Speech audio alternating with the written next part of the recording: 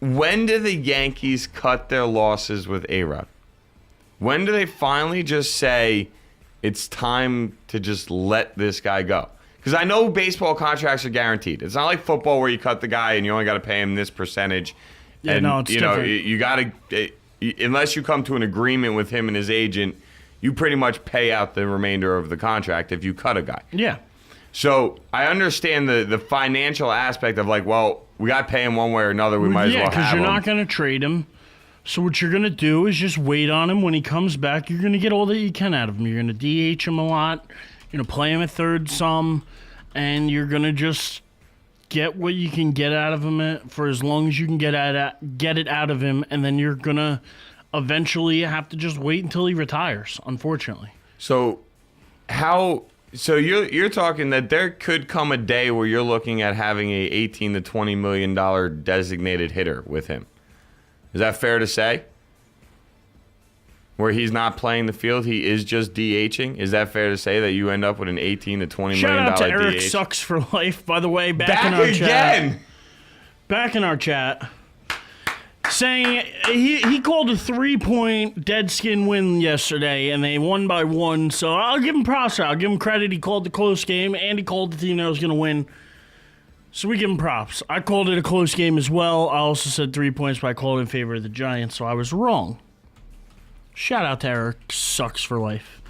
Anyway, to get back onto A-Rod, $18 to $20 million DH. Is that Pixel what puts happens? it right. A-Rod has over $114 million left on his contract, and you're not going to pay that guy to sit home. No, you're not going to hand him a put him check on the and bench. say, here, You're at least going to put him on the bench, and, yeah.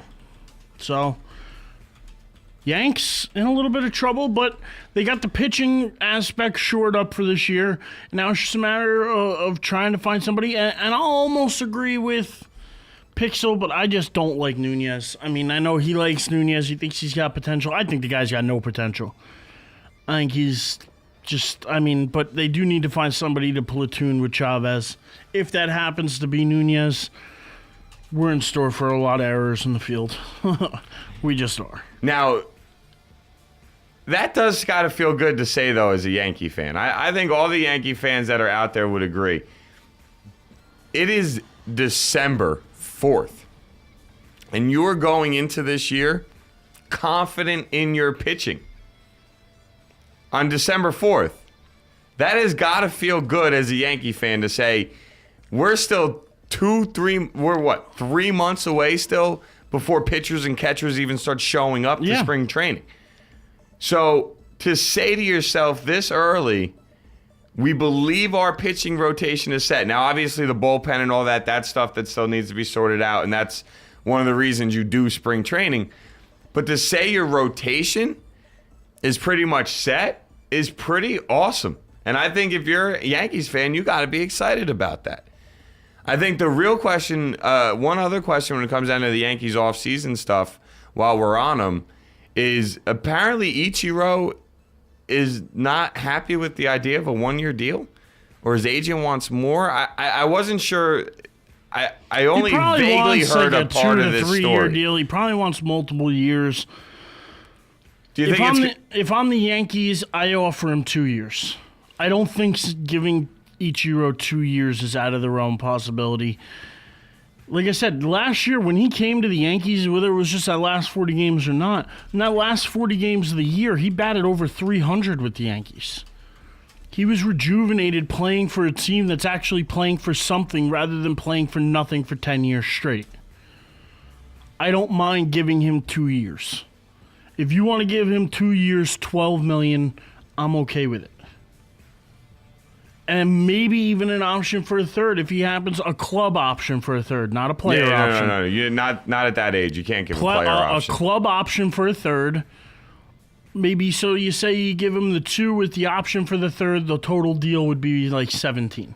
So you figure the first 2 years you give him $6 million a year, and the last year and that third year, if the club picks up the option, you pay him 5. Now, ironically enough, Pixel and you agree, my friend. Pixel actually thinks two years is good. Does believe Nick Swisher has got to go, and apparently the Yankees are looking at Cody Ross. I would much rather Swisher than Ross. personally, but I don't think we need another outfielder. If we sign Ichiro, that would give us in the outfield Ichiro, Gardner, Granderson. I'm okay with those three for most lineups every day. I don't want Cody Ross. I would rather keep Swisher because Swisher is at least a switch hitter. I like the switch hitting aspect because it gives you a way to line up differently. Guys can't pitch around you. See, and to me, I've never felt like Nick Swisher was amazing nor bad or great or not good. And I always felt like completely. Yeah, and Erich Sucks makes a good point that Dickerson's not necessarily a bad guy to have as a backup. But to go on what Pixel said is that he's another Swisher's a dead bat in the lineup. He's not a dead bat. He's just a streaky hitter. He's a streaky hitter who's had some problems in the postseason, but every Yankee bat had a problem this postseason. So you're not going to put it on Swisher. Cano, Erich, all these guys, Granderson, everybody had a bad postseason for the Yankees. Swisher's bat isn't dead, it's just streaky. And Cody Ross isn't somebody that's out there that's spectacular either. He's a guy who bats 270, 280, does about the same thing Swisher does, but he's not a switch hitter. Give me the switch hitter any day. Fair enough. And see, I'm telling you, I love Pixel. You really help us keep the chat room going, sports talk wise. Thank you. Please keep throwing in your opinion. I love it. And it's cool for me because I get to get both sides of it. You know what I mean? Where for those of you that listen on a daily basis, no, I'm not the strongest baseball guy. I'm getting better as time goes by. I'm learning more and more and being able to talk about it more and more. But coming into doing the show, I never was big with baseball. I was always football, basketball. Those were my top two. I'm changing you slowly but surely. But that's the thing. If I'm gonna do this, I need to talk baseball. It's that simple. It's baseball. It's one of the biggest sports in this country. Yeah, but talking baseball, let me give you something that's in your wheelhouse then. Let me knock it out of the park. Get off the Yankee topic for a second. I like the baseball term, though, with the wheelhouse, though. I do like that, a little baseball term. Wheelhouse. Did the Mets trade R.A. Dickey? Well, apparently that's a big deal right now. The Red Sox and 7 different teams are looking at R.A. Dickey for a trade. I think the answer is yes. And I say yes for the simple reason of the Mets do not have enough pieces on their roster to make any type of a run for the NL East title, for the pennant, let alone make a run in the playoffs. Agree or disagree? Yeah. With Dickey on the roster, don't have enough pieces to make that push. Dickey, but how many pieces do you think you're going to get back for a 37-year-old Dickey? But that's the thing. Even if it's just 2 or 3 guys that if the organization believes can contribute to the team in the future and be decent contributors, then I think it's worth it. Because if you can get 2 or 3 guys for one guy that's only got so much time. But are those 2 or 3 guys any good? Because Dickey has the potential for the next 2 to 3 years to put up solid number 1 or number 2 stats in your lineup. Oh, and I don't doubt that, but he's not. So are you going to get enough pieces in return that are going to counteract in what you're giving up in Dickey? Because you're giving up a 20-win guy this year. Who may not get 20 next year, but he may get 15 to 18 next year. I don't think short term that they get somebody that does what Dickey does. But I think if you can get 2 guys that are 2, 3 guys, prospects, guys that have the ability to turn into reliable Major League Baseball players, then I think the trade is worth it because the Mets are not worried about now, next year, or the year after. Yeah, but how do you know you're getting back quality in return? You don't know. If you get back a couple of prospects, you're not guaranteed that those prospects are going to be any good on the Major League level. I see it, and I understand that, but that's their job as scouts and talent, evaluators and all that. That's their job. And you hope that they can be good at their job. You know what I mean? And that's the thing. It's really a question of who are you going to put faith in? Are you going to put faith in R.A. Dickey?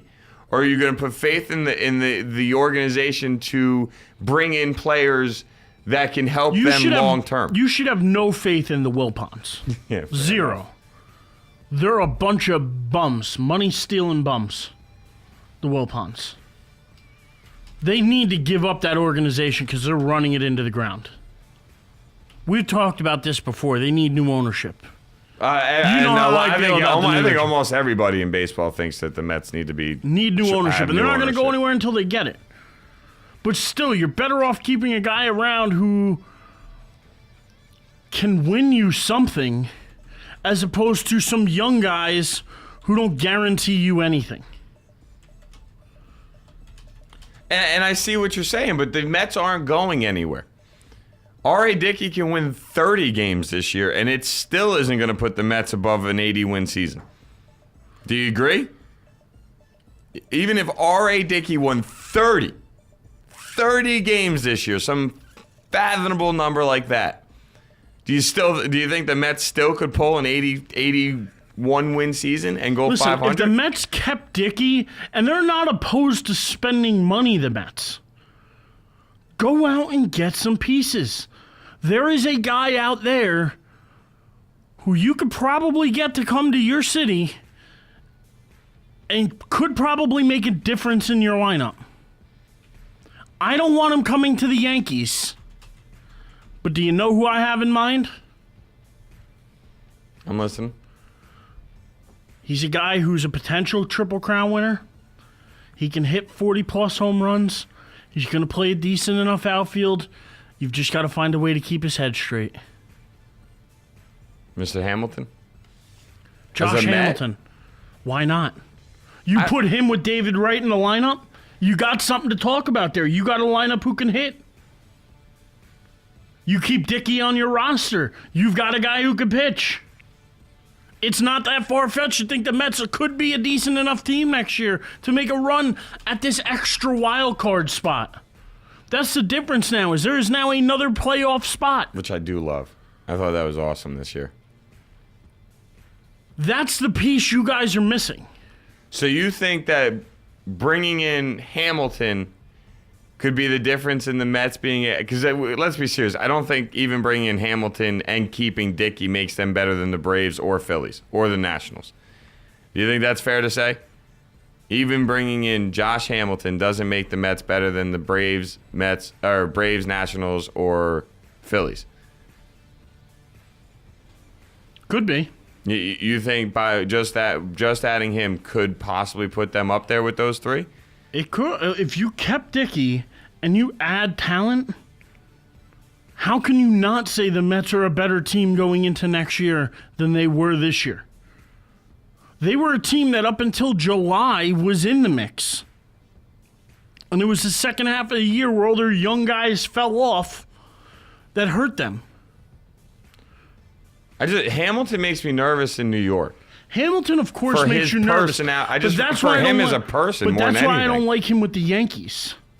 Much more... It's more of a media scrutiny. More of something people going already expect the Mets to suck. Yeah, people don't attack the Mets. They leave them alone. People just expect them to be terrible. People expect them to implode on themselves. So you bring in a guy like him, it's a low-risk, high-reward. If it doesn't work, people aren't expecting it to work anyway. If it works out, the Mets get a steal. Pay him his money. You give Hamilton $20 million a year, 5 years, you give him a $100 million contract, boom, he's in your city next year. Give it to him. That's interesting. He's got to be worth a little bit more money than Wright is. Yeah, when I thought Hamilton, I didn't picture Hamilton as a Met. I pictured Hamilton as a Yankee or not coming this way.